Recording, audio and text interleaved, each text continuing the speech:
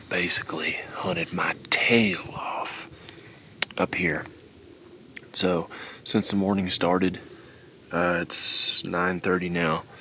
I've made a big circle, really slow, controlled stalk, all the way around my camp. But all I managed to run into was that mule deer right back there.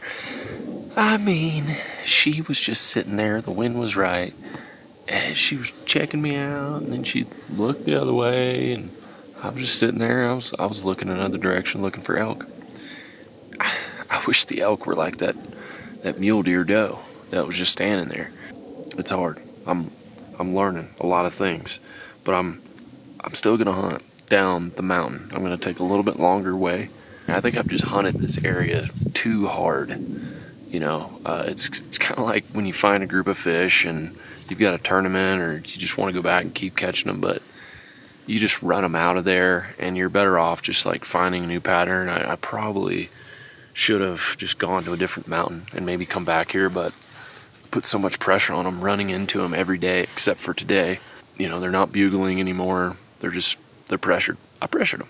We got to pack up our small tent, put everything on our back. It's gonna be a big load, and then carry it down. We'll hunt our way down.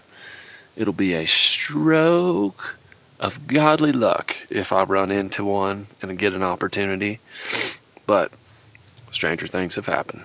So basically, that, and this are all going in here. Good thing I got a big bag. I absolutely love this bag too. This is a great backpack. I beat the crap out of it. If you want to do mountain hunting, be prepared to put the work in, that's for sure.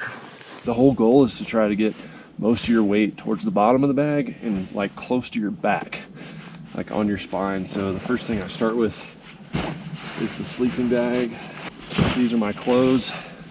I really only take a pair of like what I'm gonna wear hunting, and then something to sleep in. And I've got two jackets. I've got a puffy jacket goes up top, and then I've got a insulated layer which I have on and I need to take off right now, so they go up here. I also keep like essential stuff that I need: broadheads, knife, rope, some marking tape, stuff like that. Sleeping pad go right there. This other side, in this side compartment, I have my cooking utensils. Pillow is going to go up top. It's a little heavier item. I want to make sure it goes in the middle. Push it down.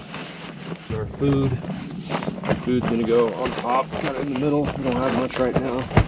Game bags and extra dry bag that can go up towards the top. Water, you want to make sure to have access to. I'm almost out of it. Another reason to get down.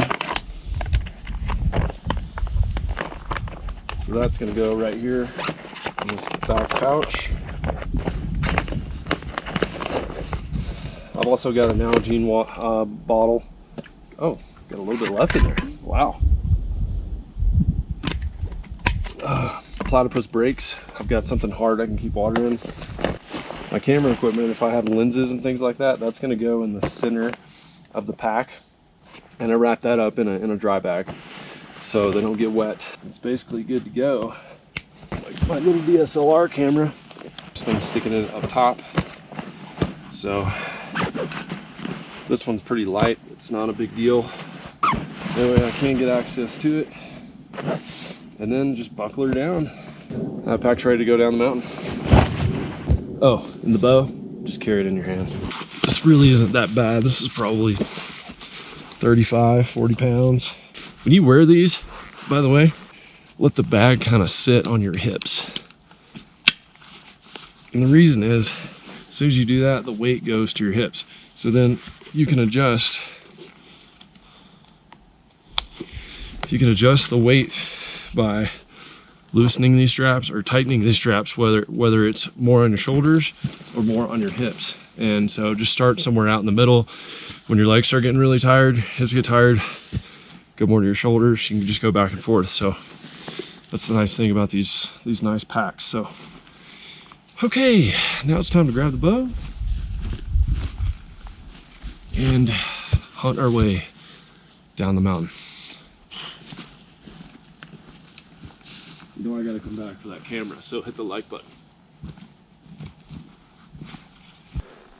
There's another mule deer. Go ahead and take off.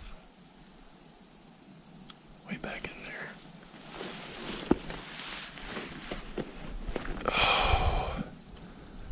Oh my gosh. You're just a dead deer. God, why can't your bigger friends be like you? These mule deer, I might just have to come back for them. What an amazing place, y'all. If you just look behind me, I was all the way up there. Went deep with them. I feel like I did everything I could possibly do besides taking my boots off and just really sneaking around. But other than that, I mean, I was basically wallering up there with them.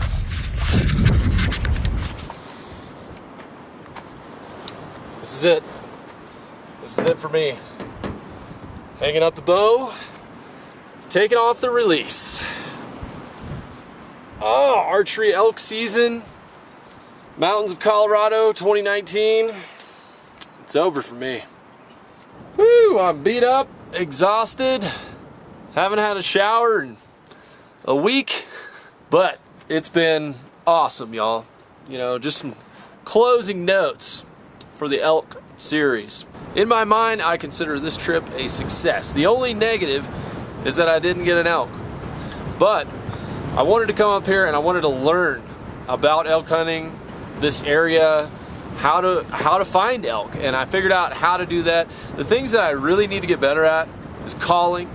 So I learned how to make a cow call. Had a couple of bulls actually come in, but I didn't know how to call good enough to close that distance. It was just kind of a half good call. You know, there's a lot more to that, and I think I tore up the mountain a little too much. You know, I should have probably sat in some areas a lot longer and called more. That's where being better at calling comes in. I learned about thermals. As you can hear right now, all this wind coming down the mountain.